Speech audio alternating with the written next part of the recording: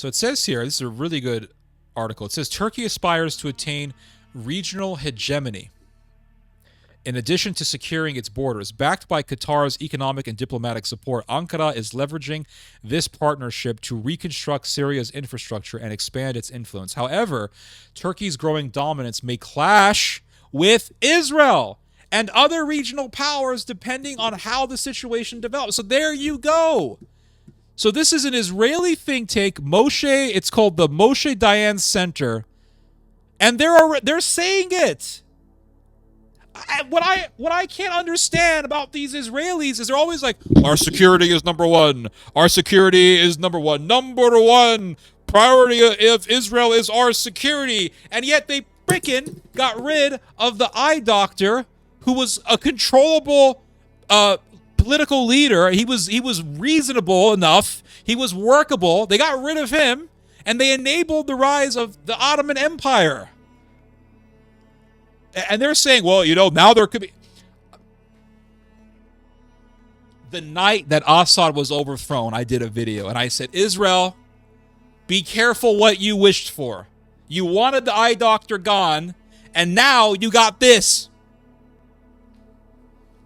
Now the Israeli think tank world is saying, oh my God, there could be a clash. Yes. And guess what? I don't have to be a think tank researcher expert to know that. I knew that before. So depressing, guys. Let's read more of this. Close relations lasted until the outbreak of the 2011... Okay, close relations lasted until the outbreak of the 2011 Syrian civil war. Turkey called for the resignation of Bashar al-Assad and aided the armed Syrian rebellion against the regime. Concerned about a potential Kurdish state in northern Syria, Ankara launched 3 military operations against the Kurdish Democratic Union, etc., etc. Okay, we know this already. Now, why did Turkey want to see Assad removed? It's because he wanted to revive the Ottoman Empire. Relations between Turkey and the United States nonetheless warmed in the first presidency. Look at this. So there were some issues between the U.S. and Turkey, and it says relations between Turkey and the United States nonetheless warmed in the first presidency of Donald Trump, 2016 to 2020. Indeed, Erdogan momentarily, look at this, Erdogan had the ear of Trump. Erdogan momentarily convinced Trump to pull out U.S. forces deployed in the SDF-held region, potentially enabling him to take over the Kurdish-controlled lands. But Secretary of Defense General Jim Mattis objected, and Trump backed down from his decision. So Erdogan had the ear of Trump during his first term, and he told Trump, remove the soldiers out of Syria. Withdraw the soldiers. Why did he want Trump to do that? Because he wanted to take over Syria. And the United States was backing the removal of Assad. Trump backed the removal of Assad. And look, now you see. And what did Trump say about this? He said, well, Assad got removed. He was terrible. He killed children, yada, yada, yada.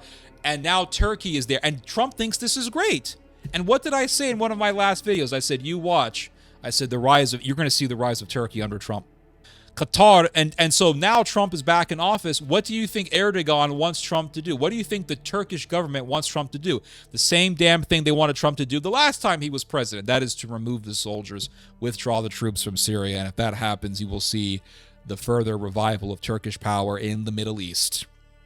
Qatar, like Turkey, consistently supported of the Syrian uprising. Doha demanded the end of the Assad regime and provided financial, diplomatic, and military assistance to the various Syrian opposition groups and some affiliated with al-Qaeda, such as Jabhat al-Nusra. Oh, Jabhat al-Nusra, you mean HTS. Hayat Tahrir al-Sham, the very terrorist organization that's ruling Syria right now. So al-Qaeda is ruling Syria, and Qatar was financially backing al-Nusra. Do you know who else? And al-Nusra right now is HTS. Al-Nusra changed its name to HTS. Do you know who else was backing Jabhat al-Nusra? Israel was. So if Israel was an Elden Ring character, I'm not so sure I would rank Israel very high in intelligence. So there you have it. Either Israel is evil or it's not intelligent or both. Erdogan sought to rebuild ties with Syria in recent years, driven by three main objectives. First, he aimed to eliminate the threat posed by YPG and PYD forces along Turkey's borders, which Ankara viewed as a significant security concern. Second, he sought to create favorable conditions for the safe return of millions of Syrian refugees who had fled to Turkey, etc., etc. Turkey became the main stakeholder and de facto regional hegemonic power in Syria, having militarily supported various rebel forces, including the Syrian National Army and to a lesser extent HTS, Hayat Tahrir al-Sham. Today, Ankara's immediate goal is to remove the SDF and other Kurdish forces in northern Syria. The SDF made some concessions to the new Syrian regime and ceded some of its held territories, including the Deir ez-Zor. That's where the Armenian genocide happened, by the way. It happened in the Deir ez-Zor. And now Turkey controls the very region where it did the Armenian genocide. It's so surreal to see what's happening. Turkey aims to consolidate its influence in Syria and eventually turn Syria into a satellite client state. To do so, Ankara is helping in the reconstruction of Syria's critical infrastructure, such as the Damascus and Aleppo airports, but also its electricity supply and phone network. For this reason, Erdogan wants to quell any Kurdish independence aspirations and transform the Syrian society into a pro-Turkish one. So they're using the presence of Kurdish terrorists as a pretext by which to justify their own imperial expansionism. And it says here that Dr. Hey Aytan Cohen, what kind of name is that? Cohen, are you Turkish or are you Israeli? I don't know. An expert on Tuesday and senior researcher at the Moshe Dayan Center for Middle Eastern and African Studies, posits that Turkey, look at this, it's very simple. Turkey has a neo-Ottoman policy in Syria and, in fact, considers this country to be a province rather than a fully independent state. And this guy is right. Mr. Cohen is right. Turkey doesn't see Syria as a satellite state. Turkey doesn't see the HTS as a puppet government. Turkey sees Syria as a province of the neo-Ottoman Empire. That's how they see it. Israel and the U.S. sided with Turkey with respect to... Look at this bullshit. This is crazy. Israel and the U.S. sided with Turkey with respect to limiting Iranian influence in Syria. Israel repeatedly struck Iranian assets in Syria since 2015, and the U.S. assassinated Qasem Soleimani. In 2024, Israel significantly crippled its so-called Ring of Fire, etc., etc. So the Israelis were back in Turkey because they wanted to go against Assad.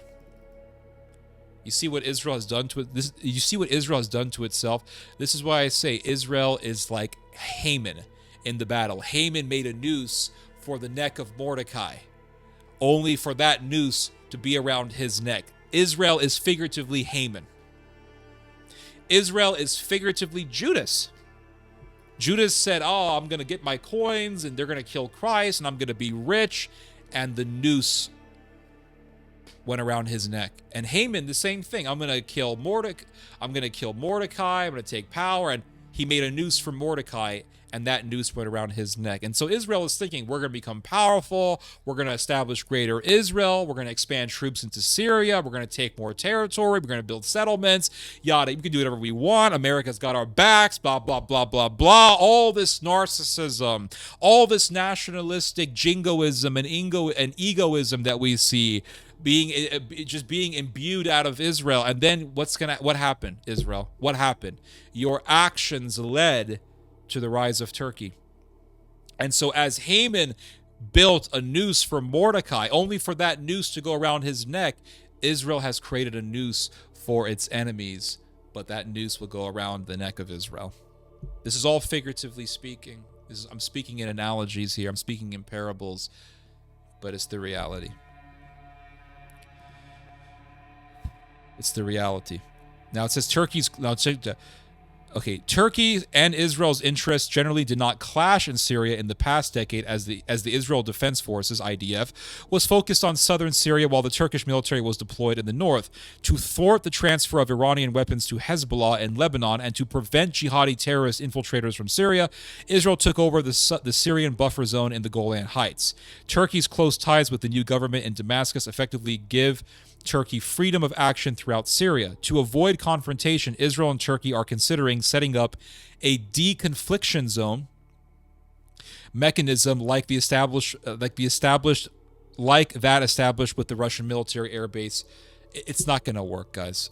Even if they make a deconfliction zone, it's all going to fall apart, because at the end of the day, Israel's interest and Turkey's interest are antithetical, and they're going to clash. Now, here is the reality right here. I put it in the blue and the green. Experts such as Professor Efrat Aviv, a specialist on Turkey and senior researcher at Bar Ilan University's Begin Sadat Center for Strategic Studies, posit that war with Turkey may be a concerning development. So he says it right here. War with Turkey, it could actually happen. Corroborating her assessment, Israel's Najal Committee, reported on the defense budget and security strategy, warns that the IDF must be prepared for a potential military confrontation. It cautions that Turkey might form a more dangerous threat than Iran, as it might use its Syrian proxy. Oh, look at this.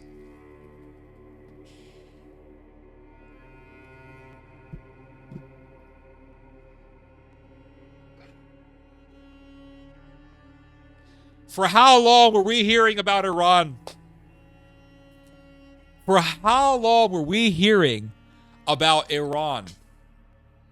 Iran is this. It's the Hitler of our time. It's Adolf Hitler. Ahmadinejad is Hitler. Himmler. It's all.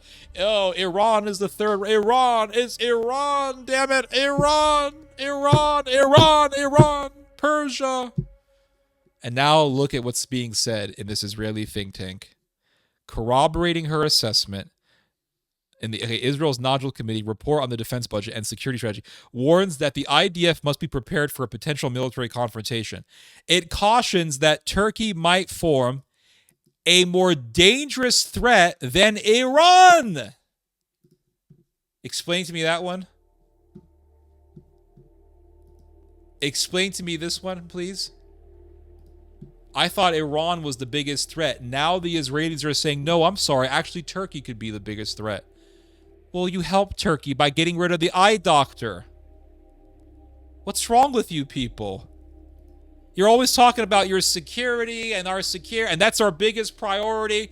Freaking Israel gave billions of dollars to Hamas because Israel thrives on the atmosphere of threats. It thrives on this idea that it could be destroyed at any moment, because what does that do? It makes sure that the defense industry in Israel gets money. It makes sure that the military industrial complex remains in existence. It makes sure, it just continues to make sure that the money is being funneled into the big Israeli military machine. So you need a threat. So what does Netanyahu do? He gives billions of dollars through Qatar to Hamas. He wants Hamas there. Some Palestinians are moderate. Not all Palestinians are terrorists, but the Israeli crazy fanatics, they're far right in Israel, they want you to think that all the Palestinians are terrorists. They're all terrorists. So when the moderate Palestinians come, they say, no. Don't allow those moderate Palestinians to take power. We don't want that. We want the fanatics to take power so that we can constantly have a reason to say, look at those barbarians over there. Look at those evil barbarians in the West Bank and in Gaza. We got to bomb them back to the Stone Age, damn it. Bomb them. They're almost close to the Stone Age. They're Neanderthals anyway. Bomb them to the Stone Age. And so they continuously need that pretext to funnel money to the military industrial complex, so they can tell America, oh, we need more aid. We got to help the military here in Israel. That's all this is about. It's a giant business.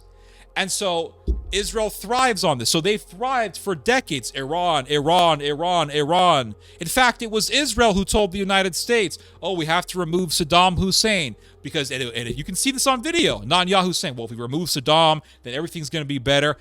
Was everything better after removing Saddam? Everything got worse. Iraq became overran with terrorists. Well, if we remove Bashar al-Assad, everything will get better. Oh, okay, well, Assad's gone. And now the Israelis are complaining that something worse than Iran is right next door. It's all just so exhausting, guys. It's all so tiresome. When does it end? When does the insanity end? How long do we have to hear this nonsense? Oy vey, yeah. That's what I'm saying. Oy vey, oy gewalt. Israel is a paradox within itself. Yeah. Israel's attacks on Syria, Lebanon, and Iran and the weakening of Hezbollah provided Turkey with the opportunity in Syria for Turkey-backed rebel militias to overthrow Assad's regime. Yep. Yep, that's right. And so it says here, another point of concern for Israel centers around that what stance Syria's HTS-led government might adopt regarding the Palestinian issue. It is highly likely that the new authorities in Damascus will eventually demand an Israeli withdrawal from the Golan Heights zone and request international pressure on Israel to comply. So it's saying here that the HTS could one day tell Israel to piss off out of Syria. Israel's not going to want to piss off. And so the article is saying that the HTS could then ask for support to push the Israelis out. Who do you think is going to want to push the Israelis out? I think we all know. Recently, Turkey denounced Israel's airstrikes in Syria against weapon systems of the former Syrian military. Israel responded by condemning Turkey's seizure of Syrian territory in the northern part of the country. Turkey aims to establish permanent Air Force bases in Syria, and a Turkish military deployment in Syria in the future is a possibility. It's not a possibility. It's a guarantee. Turkey is going to build more military installations in Syria. It's just a fact. This is what's going to happen. This could lead to a clash.